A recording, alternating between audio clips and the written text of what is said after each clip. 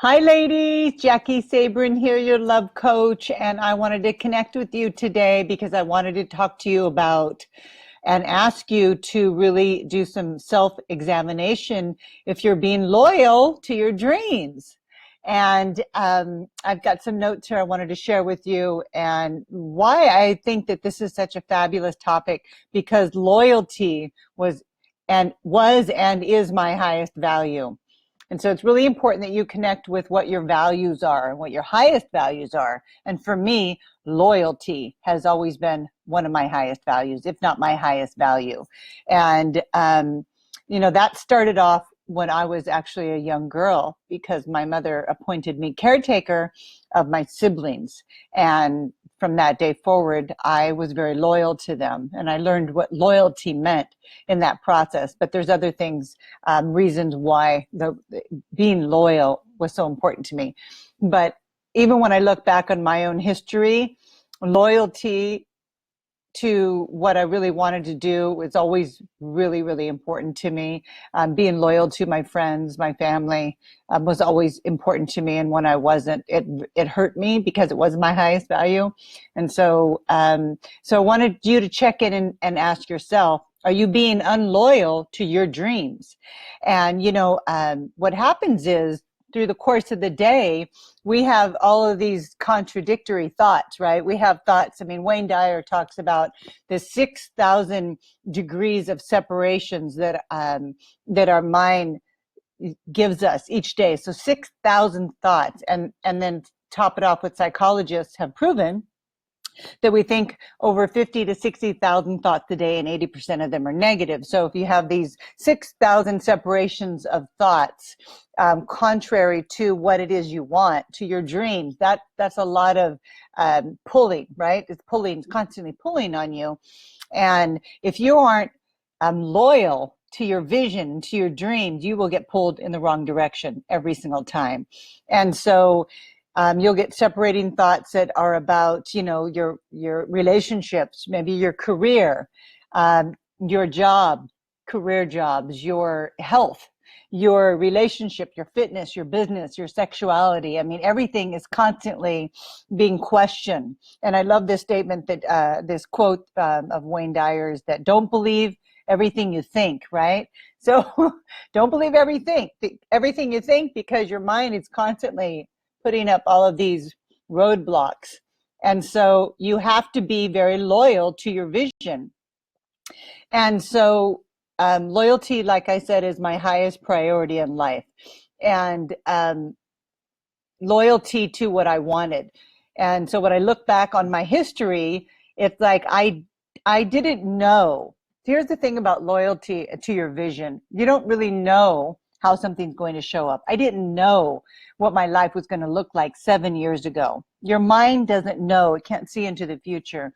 But we tend to try to base our actions on the things that we've already experienced, the knowns in life. So you really have to step into the unknown with your vision and your dreams. And so when I moved to California, I lived in Hawaii for 22 years. And when I moved to San Diego, that was a big leap of faith. I had to step into the faith of my dreams. And that's what this is requiring of you. You have to stand in the faith and believe in something that hasn't materialized yet. You have no proof that it's going to happen of its existence except for in your dreams. And it has to come down to your loyalty to that. And so I didn't know how that was going to go. The only friends that I had at the time were my ex-husband's family when I moved.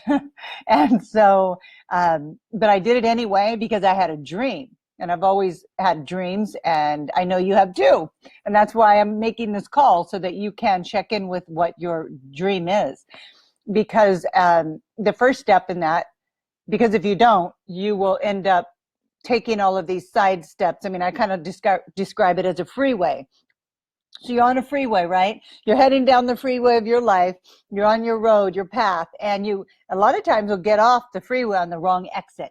And it'll take you down into some little town or little situation, and then you'll loop around that a couple times, and then realize that you're down in, you've taken the wrong exit, you're off your path, and you got to get back on the freeway and get back headed in the direction of your dreams.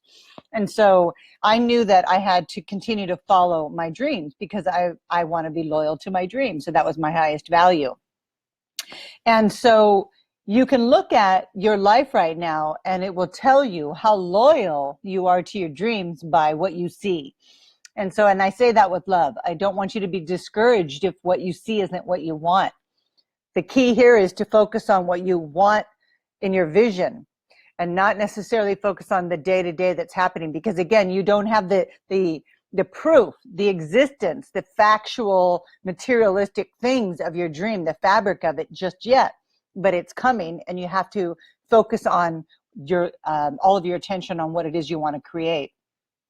And you know, the thing about loyalty is that since loyalty is my highest value, I can see why I am successful at being a coach. I've always been very good at holding confidences. I can hold that space, and I've cultivated my ability to do so. And I attracted a man who loyalty was his highest value, but I didn't know that I was going to attract him. I just knew that I wanted a relationship, and I had my my top 3 highest values, and I knew what I wanted my lifestyle to look like, because I based that off the lifestyle that I already was living and wanted to continue to live and improve on. And so, but I didn't know, there was no proof that I was going to be married to Michael. I mean, nobody handed me a crystal ball. And in fact, when I look back, when I met him, when I saw him online, I thought there's no way. Because my mind had an idea of what it thought that I should do, and I'm so glad I didn't listen, like a Wayne Dyer suggested, don't believe everything you think, because I wouldn't be here today with him and be so happy. And so you want to look at your actions and what it is, choices that you're making, and who it is that you're surrounding yourself with. I'm so glad that you are here in this group, because this group is supporting your dreams. This is great that you have these women, and these coaches are here to support your dreams. But you want to take a closer look at your life and see, are the people that are in your life, are they supporting your dreams? You really need to make sure that you are, everything that you say and everything that you do, and everything you think is all congruent in order for you to begin to manifest what it is you want. And that's a really important key, your thoughts, words, and deeds. So if you're saying one thing to your friends, having doubts, or maybe your friends are doubtful, you want to really look at those friendships and make sure they're supporting of what it is you're wanting to create, because it can handicap you. It really can, when you have somebody influencing you that is not supportive of what it is that you're trying to create. And so what else I want to say about this is that when you are being loyal to your dreams, you are working through your emotional triggers. That's what comes up. I just want to say hi, Reese. Hi, Susanna. Hi, Galaxy. So nice to have you here. Let me go back to my train of thought, because I'm on a roll and I want to stay on the roll so that I can deliver this content so you can get some value. And then if you have any questions, please post them here. And so what happens when we become unloyal to our dreams? Well, we get triggered emotionally, and emotional triggers are amazing. I love emotional triggers. I am so in love with emotional triggers. See, I want you to spin this around and look at your emotional triggers as signs to let you know where you need to grow in your life. That's what they are. Because if you're getting emotionally triggered by something, it's not that person, it's you. If you're feeling it, then it's about you. Otherwise, you wouldn't make it about you. So you can look at it this way. If somebody throws you a brick, like a brick, that'd be heavy, right? It comes in and it feels like they threw you a brick. What I want you to train yourself to do is, that brick comes in, you want to hold the brick and set the brick down. Do not throw the brick back. Because if it's heavy and it comes in like that, it's definitely about you. It touched on something that you need to grow through so that you can have the dream that you want. The thing with emotional triggers, are really powerful, and they can really help you grow so much faster than you can when you become defensive and you don't see the value. And so when you are able to work through your emotional triggers, you quickly stay on that path on that freeway towards your dreams. But if you don't, what happens is the emotional trigger comes in and it's a block. You end up getting off the freeway and you get your focus now is over here. You're looking at the trigger and you're focusing on the person. And you're actually thinking, how dare you make me feel this way, when in fact, no one can make you feel anything.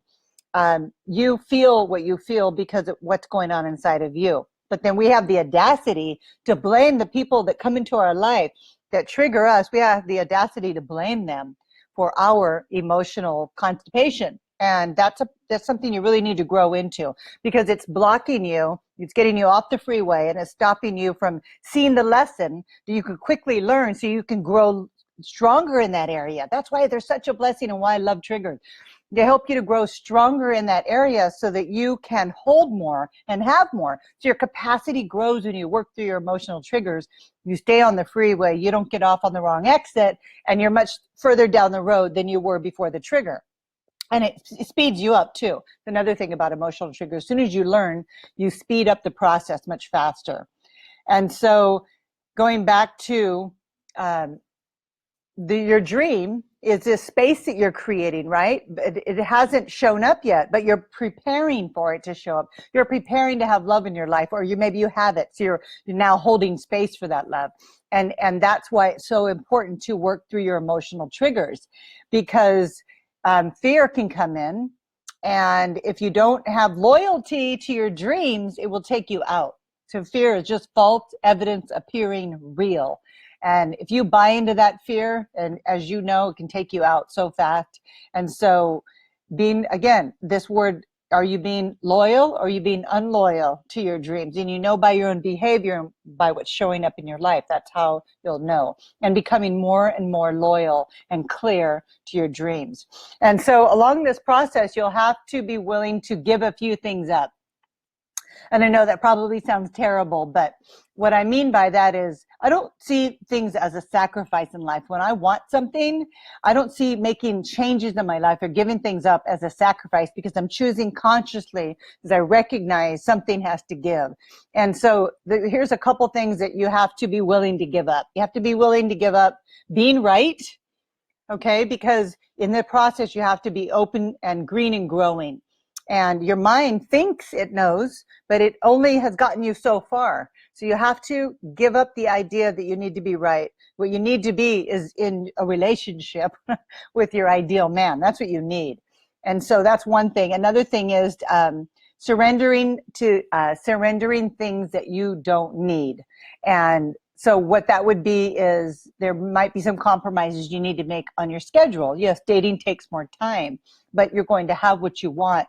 And when you have your man, you're not dating anymore. So you have a lot more time. You have that time that you were spent dating. And so I remember dating and, not having as much time to do the things that I used to do. I used to surf a lot. I used to play the guitar a lot. I'm very creative. And I was in a phase in my life where I had time to do those things. And it's not that I've given them up, but I've certainly haven't been doing those as much, because right now I'm focused. I have a dream and I'm loyal to my dreams, which are helping you. That's my dynamic path in life. I know that.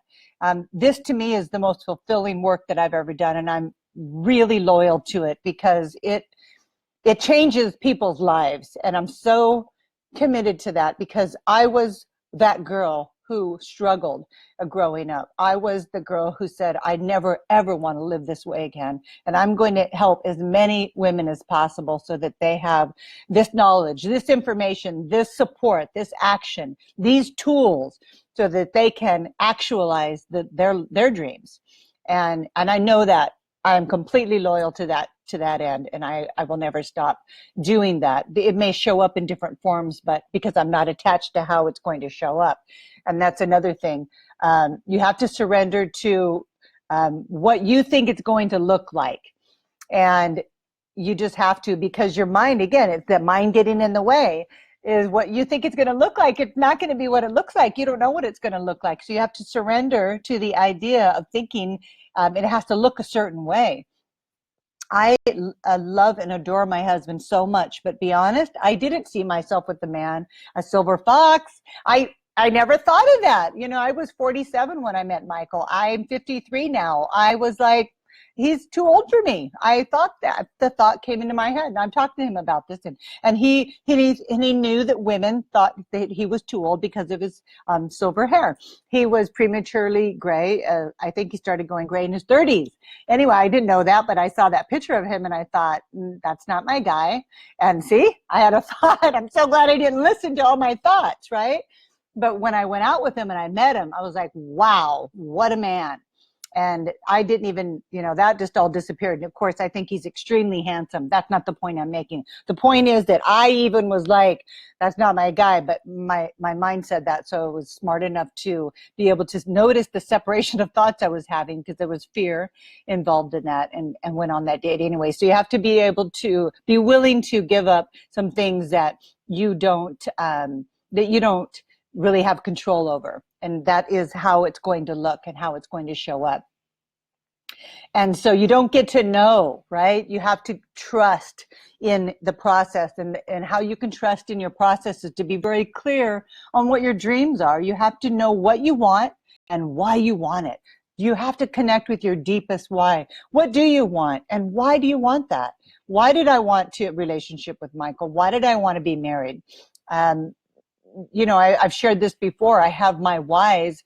I wanted companionship. I wanted somebody to witness my life. I wanted somebody to laugh with. I wanted somebody to work out with, to be athletic with.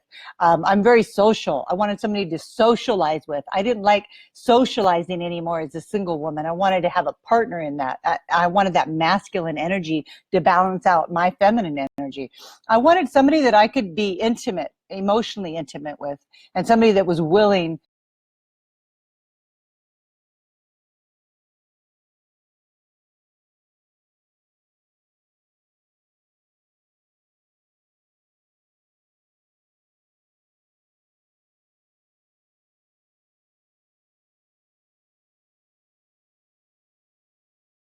but had a family. So you see, do you hear what I'm doing? I'm very connected to what I wanted and why I wanted it. And so in the dating process, it made it easier for me, because if somebody had children that were really young, I was so clear that I was not going to go out with a man who had babies. There's nothing wrong with men who have babies, so don't get your whys mixed up with mine. I was clear. I'd already raised my children, and I believed in myself enough to know that I could have anything I wanted if I really did the work to have it, and you can too. So don't compromise the things that are really important to you. Okay, so check in with what you want and why you want it, and then you stay on that freeway to your dreams, and stay that course. And so you have to uncover all of these unloyal thoughts along the way that are trying to get you to abandon your vision. And so you're going to look at what choices are you making, and who are you talking to, and what you're saying, like I said earlier. And you want to look at the depth of your loyalty. And remember that emotional triggers can strengthen those areas that you're weak in. And I want you to get obsessed with your dreams. Oh my God. When you're obsessed with your dreams, there's nothing that can stop you. And release everything that's not a priority right now. Be willing to give some things up so that you can have more. I'll give you a perfect example. When we became engaged, I had a whole home, 3-story condominium filled with all of this, the stuff, the things that I had, my furniture, my art, my clothes, my shoes. And Michael asked me to move in with him. And I was like, I had that first level fear of commitment. I'm like, wow, I'm not going to have much privacy. And I had to work through that emotional trigger. And I said, what about all my furniture and my things? And he said, well, my furniture is, his condo at the time had been completely redone by a professional decorator. And he said, well, let's just keep my things. They all go in the condo and you move in with me. And I'm telling you, it's like he threw 2 bricks at me. I was going to give up my stuff, and my ego was like, your stuff? What about your chachi and your this and your that? And all of my beautiful hand-blown dishes and etc. And I said, let me think about it, because let me think about that. And I went home and I started to try it on. And I'm like, what if I got rid of everything? And I started looking around my home, and I was like, I started to laugh hysterically, because I was like, what if I just get rid of everything and move in with this man? And I thought, I'm going to do it. And then it's a miracle happened. As soon as I surrendered to the process, the next day I listed everything on Craigslist, and I had like a couple garage sales, and I couldn't get rid of my stuff fast enough. I literally moved in with Michael. I had so much trust and faith in my dreams with my clothes and all my shoes. He made a special closet for me. And I don't miss any of that stuff because I have my man. And you know what? We have new stuff. I have all of his things, and then we've bought things together. And I am so glad I listened to the wisdom of move in with me and let all your things go so that I could have more and hold more. And it was just stuff. You know, I have a small storage unit with the boxes of pictures of my children and some of my art and things like that. But for the most part, honestly, I gave everything up. I chose to. I didn't have to, but I saw the value to letting go of control of all the things that I was clutching on, all the security, perceived security, so that I could have more. And so it's not going to unfold exactly like that. And I'm not certainly recommending that you go out and get rid of everything. I'm just sharing my experience. And when you trust and you're willing to take these big leaps of faith in the right direction, they're going to catapult you forward in unbelievable ways. And now I'm living in you know, we're having the most amazing experience. And so you can go so far in life when you have the right tools, when you have the right strategy, when you have the support. You need an army of people. I mean, look at this group. Look how amazing this group is. You have me making these videos for you, thinking about you. We have Jamie and Wendy posting in the group, me as well, coaching you. The other ladies are supporting and coaching you. I mean, we're collaborating. Everybody's collaborating together to move everybody forward. And it's the power of the group. I cannot overemphasize the power of the group. That's why I love group programs, and that's why I'm opening up my next group program in September. I'm really excited about that. That's something that I want you to think about joining me for. It's a year-long program, and it's a year-long for a reason. It takes time to turn Queen Mary around. The first part of the work that we do alongside dating is we build this emotional foundation so that you can hold more and have more. The caliber of men goes up very high according to what your capacity is to hold. You want a high caliber man.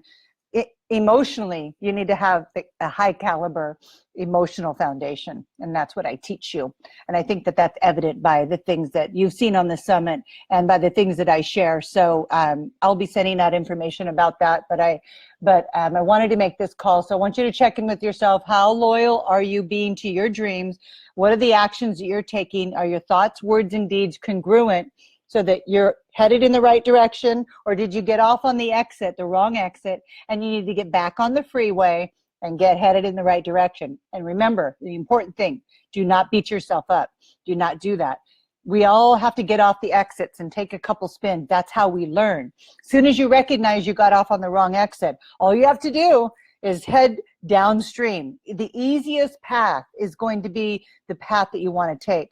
So it may feel hard at first, but when it feels good inside, you're connected to your intuition, to your source, you'll know that feeling. You know when you're in alignment. You know that it's the right thing to do. You do know that. And I can help you connect, clear out the junk in between, making the good choices for yourself and having that knowing. There's just some doubts and fears in the way, those triggers. You clear those out and you have direct access to your wisdom.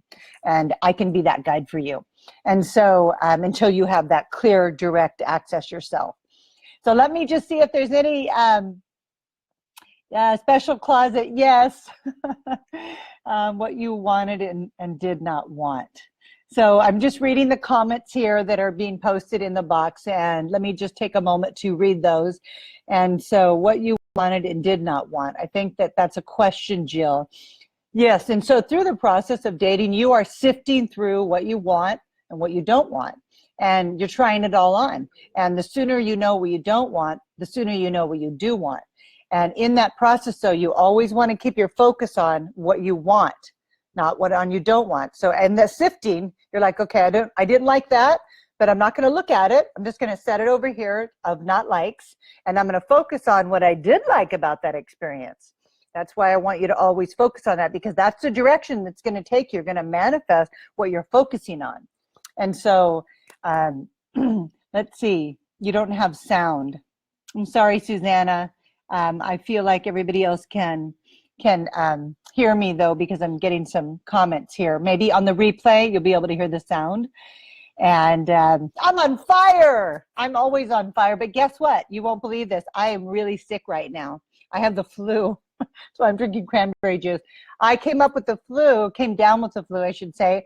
Maybe actually I said it right. I came up with the flu. See, some things just fall out of my mouth. It really makes sense.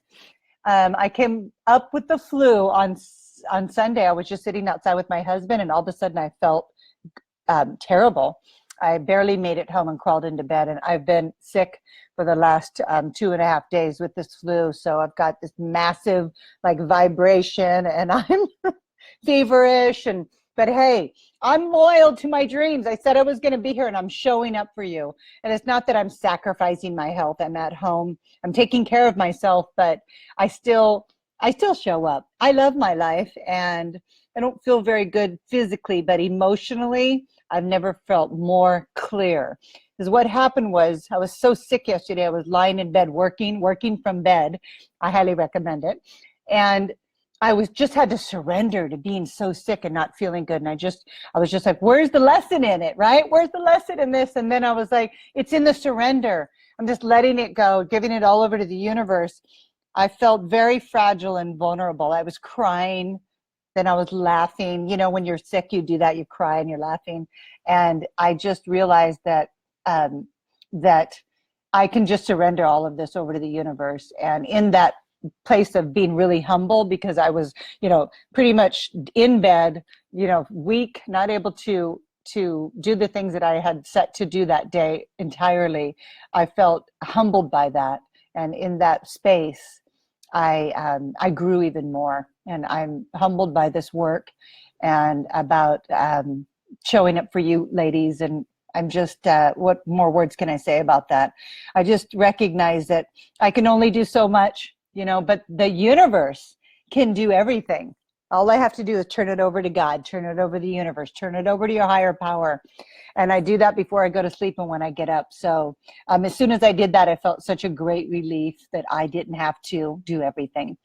And so I want you to remember that you don't have to do it all alone. You have us supporting you, and you have the universe on your side. The infinite powers of the universe. It's just so incredible what you can create when you're loyal to your dreams. Okay, so I think that wraps it up. I hope this inspired you. And I just want you to know I'm thinking of you even when I'm sick. I love you, and I carry you in my heart always. Have a beautiful evening. Post your dilemmas in the group so we can coach you through them, okay? Have a great night. Bye-bye.